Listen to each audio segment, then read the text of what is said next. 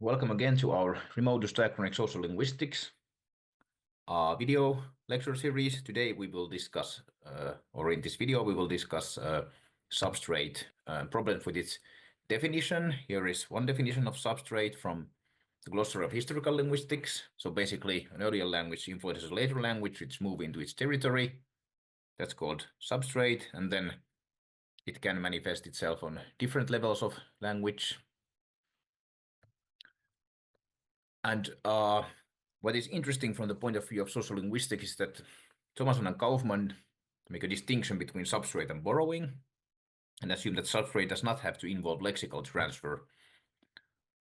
So they imply that borrowing of words, so borrowing, event, and substrate interference are different situations, and they assume that language shift more likely leads to structural influence than to lexical borrowing. But we can actually find many examples of substrate situation where the influence has been primarily lexical and not structural. This issue or this problem has been discussed in length by Jan Saarekivi in his dissertation, where he distinguishes substrate situation from substrate interference. So basically there's substrate situation, so the situation where language shift has occurred, and then there is substrate interference where which is a kind of more specific kind of situation connected to second language learning. And Saarekivi distinguishes 4 different types of substrate languages. So a living language that has ceded some of its area, lost substrate language that is related to living languages, and a language that is known for written sources, but unrelated to any known language, and then unknown lost language. And there are examples for of all of these kinds can be found in research literature. And this definition of substrate is quite important for our understanding of possible prehistoric, for understanding of prehistoric language contact. And well, for example, Thomason and Kaufmann, they discussed this idea that there could be Uralic substrate in Baltic and Slavic. This is not very widely supported these days, but this would be exactly a situation where we don't see much borrowing, but more structural influence. And then, well, here, if this is a typical substrate situation, then it would be more plausible to say that, okay, there is a substrate, Uralic substrate in Slavic. But if substrate usually involves loans, then, or also involves loans, so lexical influences, then it means that, for example, the idea of Uralic substrate in Baltic or Slavic would not be very convincing. And for example, about the possible Uralic substrate in Baltic, there is a critical account by Jan-Henrik Holst from 2015. And well, basically, is there anything different linguistically speaking when we discuss substrate, when we discuss borrowing? This issue, in addition to Saarekivi's dissertation, has also been recently discussed in detail by Kaisa Kaheinen in her dissertation on Nganasan etymology. You can find the exact reference in the end in the bibliography slide. So basically, if you think about the substrate situation, that's typically, there's the idea of assimilation. So speakers of one language become assimilated, this leads to language death, and then there is this question of different types of influence. And in the view of Thomason and Kaufmann, substrate interference typically includes assimilation and language death, and the new language that replaces the substrate language clearly has higher prestige.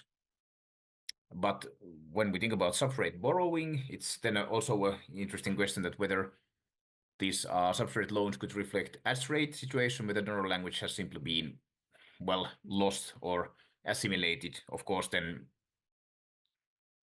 is it then ad-straight if they become assimilated? But anyway, we can ask if all of these situations where we see some influence from a lost language, it's typically labeled a substrate, or whether but it can be also other kinds of influence as well. Before going to some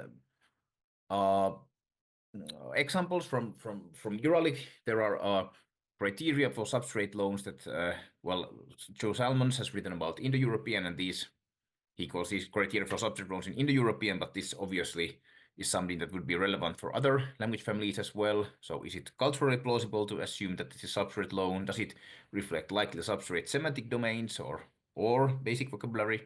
Does it lack a clear, well, in this case, Indo-European etymology? Is it a borrowing from neighbors or a Pantevot? And does it show discrepant phonological or morphological features? And this is, well, Salmos uses this criteria. Same kind of criteria has also been used by Ante Aikio. There is discussion of this criteria in Kaisla Kahenen's dissertation, who does not agree with everything here, but at least this, well, lack of clear etymology, discrepant phonological, morphological features is something that most scholars would agree, but obviously these semantic domains, cultural settings are interesting for us when we are interested in sociolinguistics. But obviously these criteria, there are some open questions at how to identify these Vantaverse, what counts as culturally plausible, and this issue of borrowing something from neighbors. Well, are they really the neighbors, or are there relatives of the neighbors who have become assimilated? So different issues here.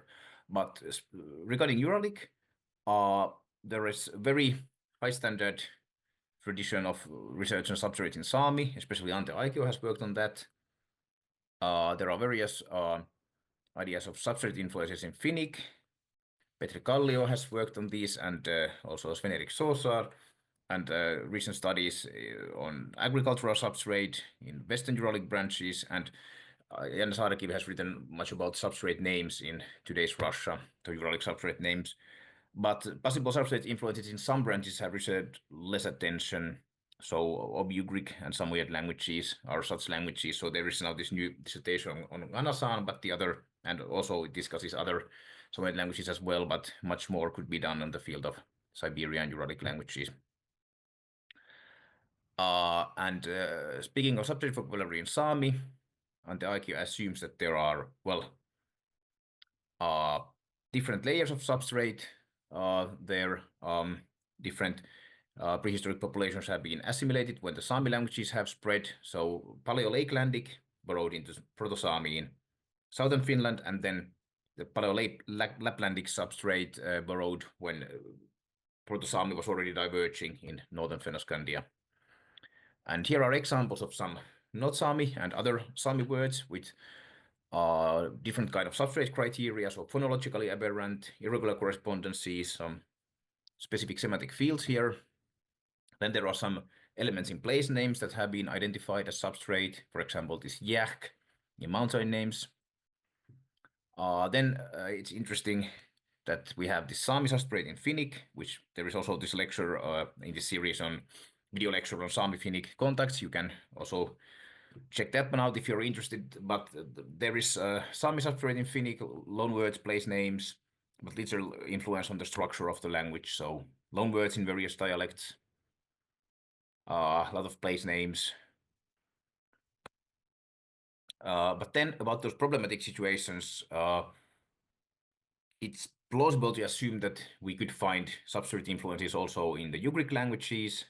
And we do find a bunch of words of unknown origin shared by Hantimansi and Hungarian, but it's then disputed if this really is substrate or something else. So we have this equestrian vocabulary, which seems to result from, I mean, we seem to have this situation that there are parallel loans from an unknown source, and these speakers of this lost language have had heavy cultural impact on the Ugric speakers, like words for saddle and some other horse terms have to be parallel loans for somewhere because they display irregular relations. Also, some names for other kinds of animals and plants, word for swan and word for strawberry are possible substrate words. But, well, to sum up this brief discussion, there are different definitions of substrate, different criteria for substrate vocabulary, some clear cases of substrate words in the history of the Uralic languages, and some cases where the nature of influences is much more difficult to determine. And here are our references, and thank you for watching this video, and please watch the